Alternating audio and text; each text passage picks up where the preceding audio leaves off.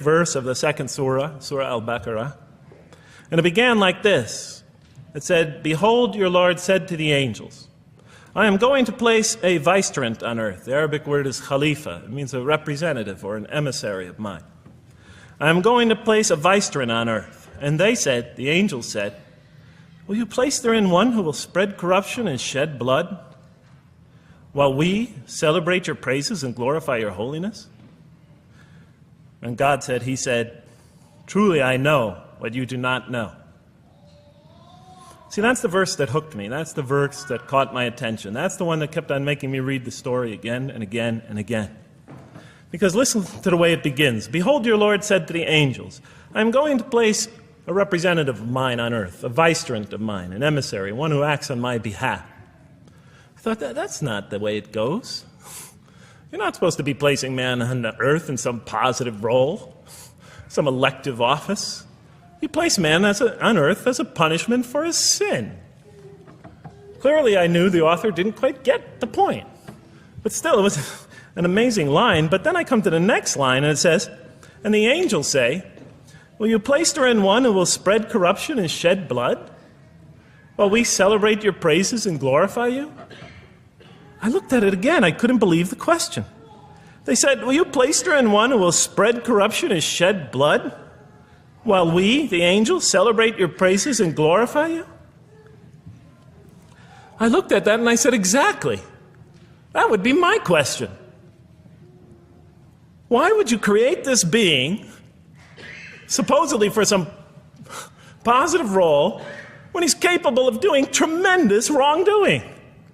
When he could spread corruption and shed much blood? Why would you create this violent and pernicious creature when you could create angels? As the angels clearly say, Well, we, the angels, celebrate your praises and glorify you."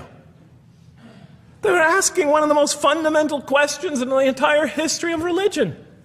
Why create you, man, this utterly fallible creature, this creature who could rebel against God's will, who could do such tremendous wrongdoing, who could wreak havoc like no other creature on earth, when you can make them angels? And look where the question is being asked. It's being asked in heaven. It's almost like saying, look, why don't you just make them angels and be up here in heaven with us, Why don't you just make them angels, pop them into heaven, he's fine. Why would you put him on earth where he could feel distant from you, where he can work out his worst criminal tendencies, act them out, feeling somehow independent and apart from you and free to do whatever he wants, when you could just make them angels and put them into heaven and make them perfectly submissive to your will? I looked at that question and said, that's my question. I'm not even a single verse into the story of mankind, and there before me I see my question. That whole question, everything that I ever thought, everything that I ever experienced, everything that I ever knew was in that question. It was as if the author took my life and wanted to pick out exactly the right question to humiliate me, to provoke me, to anger me. Why create man, this most destructive and violent creature, when you could make them angels? And then look at the answer. And he said, God said, "Truly I know what you do not know." In modern parlance, we would say, I know exactly what I'm doing. And in the next verse it says, "And he taught Adam," God taught Adam, "the names of all things.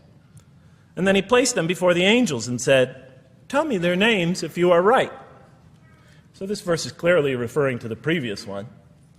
But notice what it says. Now, I from my own background, I remember Adam naming things, but it wasn't connected to any answer to any philosophical question.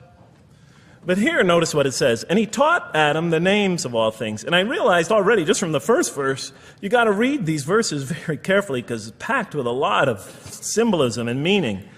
And he taught Adam the names of all things. So here we see Adam is not only just a creature who knows how to name things, who's acquiring the gift of language, but he's also a learning creature. God is teaching him. Now right here, right in this verse, and it'll come even clearer in the subsequent verses, that the very first thing that the Quran is going to emphasize here is man's intellect. He is a learning creature. He is taught. And what is he taught? What is one of the great intellectual gifts he's given in response to the angel's question? The gift of language. Because through language, mankind can not only learn, but he could learn things not only through his own experience, but he could learn things that other people have experienced of times and places that are hundreds, thousands of years and miles separated from him. And so that all our knowledge becomes cumulative. Every generation learning from the generation before it. I'm learning today from authors I read from other sides of the world that may have existed 2,000 years ago. And so we all contribute to our collective learning and knowledge.